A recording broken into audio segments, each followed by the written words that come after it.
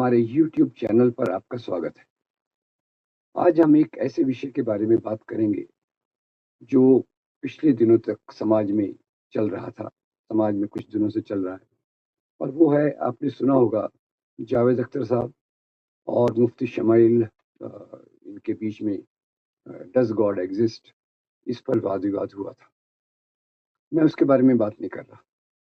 मैं ये बात कर रहा हूँ कि इसके बाद मुफ्ती शमाइल ये काफ़ी प्रसिद्ध हो गए और उनकी एक वीडियो क्लिप सामने आई।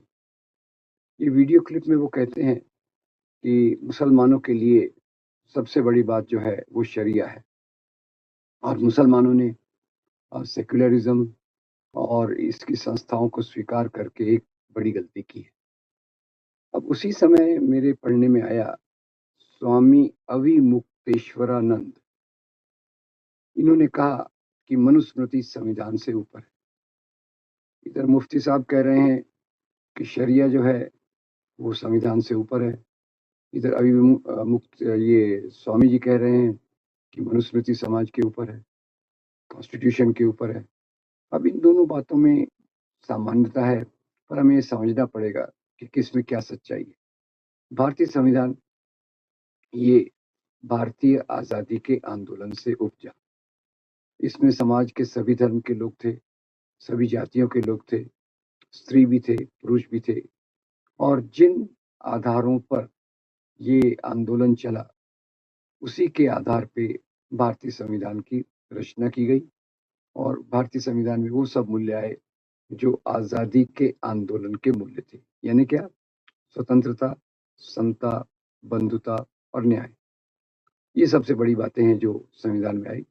खैर, भारत के सभी लोगों ने इसको स्वीकार नहीं किया था। यहाँ जो हिंदू दक्षिण पंथ था, जो हिंदू राष्ट्र चाहता था, उसने इसका लगातार विरोध किया। वो आज़ादी के आंदोलन से अलग तो थे ही, साथ ही समता और स्वतंत्रता के सिद्धांतों को भी नहीं मानते थे।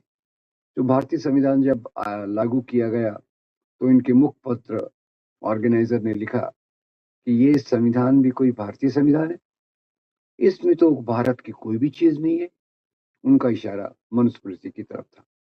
उसी दौरान इस संगठन के सबसे बड़े एक जो सरसंघ चालक थे, माधव सदाशिव गोलवलकर, वो लगातार मनुस्मृति की तारीफ कर रहे थे। कह रहे थे कि दुनिया के ये बहुत प्रारंभिक कानूनों में से एक है, जिसकी तारीफ पूरी दुनिया में होती है और जिसने हिंदू समाज को एक स्थिरता दी है। उसके बाद भी बीजेपी के कई एमपी कहते रहे हैं कि भारतीय संविधान हटाओ और मनुस्मृति को लाओ। अभी 2024 के चुनाव में जब बात हुई थी 400 पार की, तो 400 पार के समय भी उन्होंने कहा कि हमको 400 पार चाहिए ताकि हम संविधान को बदल सकें। ये एक बात हो गई। अब दूसरी बात, जो मुफ्ती शमाइल साहब कह रहे हैं कि भाई जो शरिया है वो संविधान से ऊपर है। अब शरिया क्या है इसको पहले हम समझ लें। शरिया एक जो कल्पना है, जो विधान है, वो कुरान, हदीथ यानी मोहम्मद साहब की बातें और उनका जीवन, फिर इज्मा यानी जो स्कॉलर्स हैं, जो पढ़े लिखे लोग हैं, उनके बारे में किसी बात पे सहमति, और चौथा कियास यानी पुरानी चीजों को देखकर उसके आधार पे सीखना। तो ये हो गया शरिया। और ये इसके बारे में जो उन्होंने बात कही, उसमें एक और भी बात बता दूं कि ये कोई एक दुनिया भर में आज ये एक ही कानून नहीं है। शरिया के अंदर भी आप जैसे देखेंगे शिया, सुन्नी, हनबली, मलिकी वगैरह वगैरह, ये सब उसमें है। यानी ये एक एक उसका रूप नहीं है। मनुस्मृति तो एक है कि उसमें वो जो चीजें हैं वो उसी को दी हुई है। खैर, लोग उसको अलग अलग प्रकार से इंटरप्रेट करते हैं, अलग अलग प्रकार से समझते हैं, वो एक बात। पर जबकि शरिया में अगर हम देखें तो बहुत सारे कानूनों का प्राविधान उसके अंदर है। तो क्या हम यहाँ का मुस्लिम समाज दुनिया में अपने देश के संविधानों से ऊपर शरिया को रखे?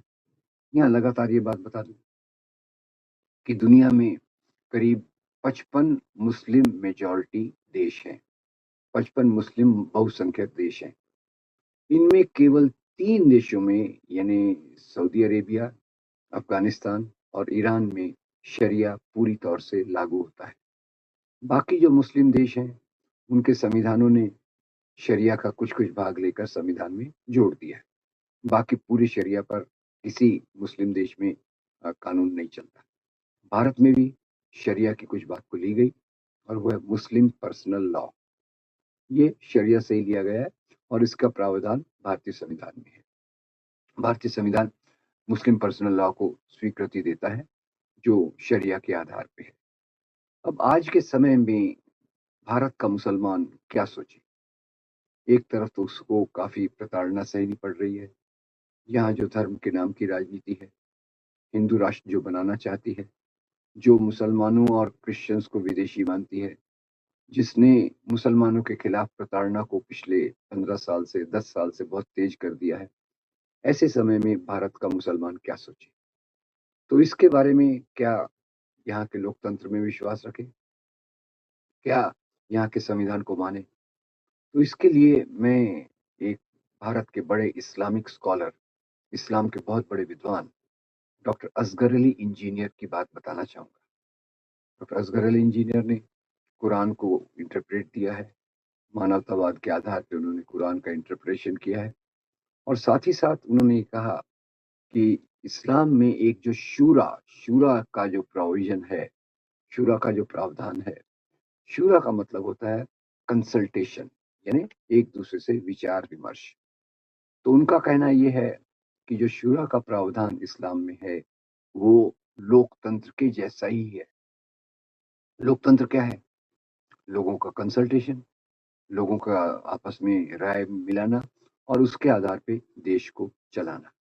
तो ये असगर अली साहब की अगर बात हम सुने, तो उनके आधार पे जो समाज में नई संस्थाएँ आई हैं, लोकतंत्र की, संविधान से जुड़ी हुई संस्थाएँ, ये सब हमें एक सही रास्ता दिखाती हैं।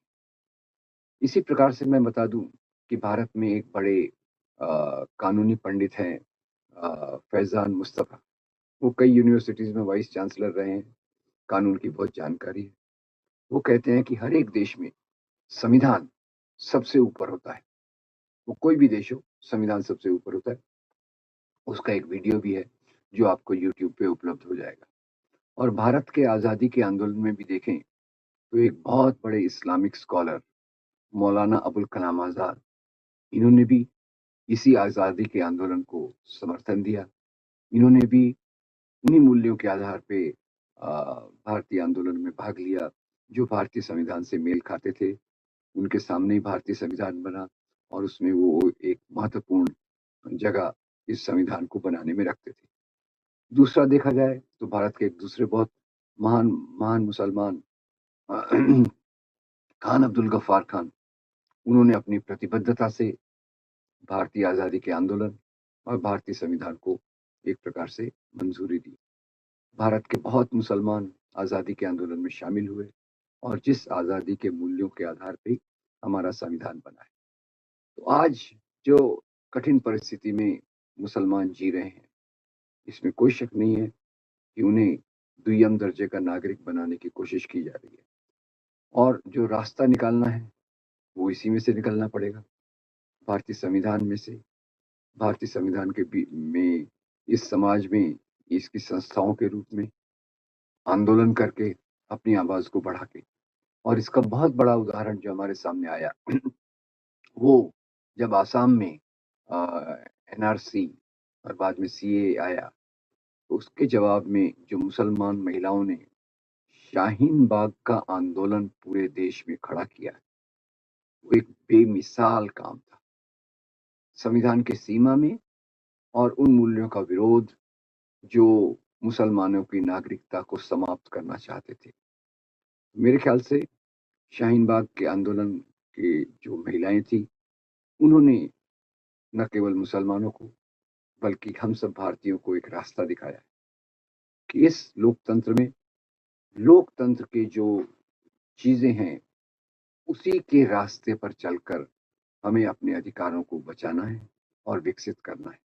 और यही वो रास्ता है जिस पर चलकर समाज एक बेहतर परिस्थिति में आ सकता है और जो सद्भावना पूरे समाज में होनी चाहिए उसका विकास लोकतंत्र की व्यवस्था में ही, लोकतंत्र के मूल्यों को विकसित करके, उनके लिए आंदोलन करके, उनके लिए आवाज उठा के किया जा सकता है।